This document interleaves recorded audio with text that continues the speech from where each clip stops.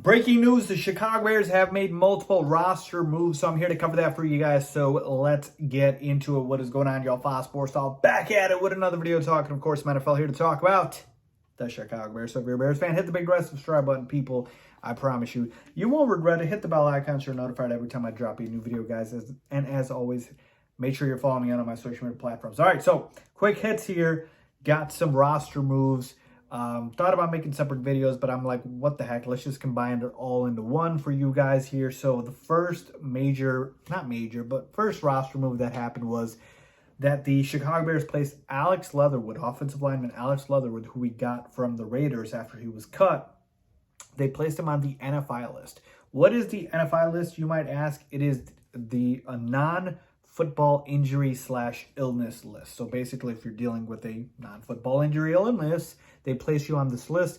Now, reports are saying that Leatherwood is dealing with mononucleosis. So remember when Sam Darnold had mono? I think it was a year back or a few years back, whatever the case may be. Yeah, it was a few years back, I think. I think it's the same thing here that Alex Leatherwood is dealing with. Now, don't want to talk about how he got this or, you know, the whereabouts about it. I don't want to discuss details. All we know is reportedly he's got mono, okay?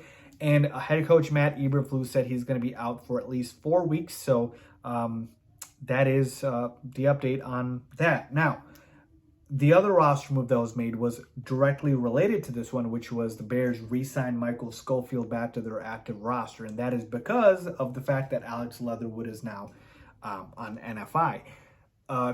Direct impact here is just the fact that, you know, Leatherwood was a guy that I thought would be able to come in here and we could give him a chance to contribute and, you know, kind of rebuild himself because of the fallout in Vegas. But it looks like it's going to be put on pause for a little bit once he recovers here. And so Schofield, who wasn't good in that preseason game, he's just depth here. That's all it is. Michael Schofield would not be on the roster if Alex Leatherwood was fully healthy. And so we just signed Michael Schofield for depth option. And, you know, Schofield's probably only going to play if an injury occurs or, you know, you just want to give him some time as a backup. But for the most part, that's really the fallout here for why we are signing Michael Schofield. So that's really it. And then finally, I don't know if you guys missed this. I certainly did, so I wanted to point this out. The Bears did sign Harrison Hand to the practice squad.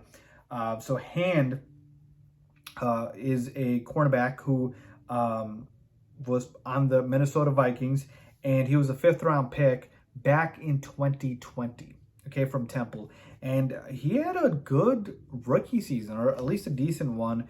Had an interception, had 3 pass deflections. He's got good size, good instincts.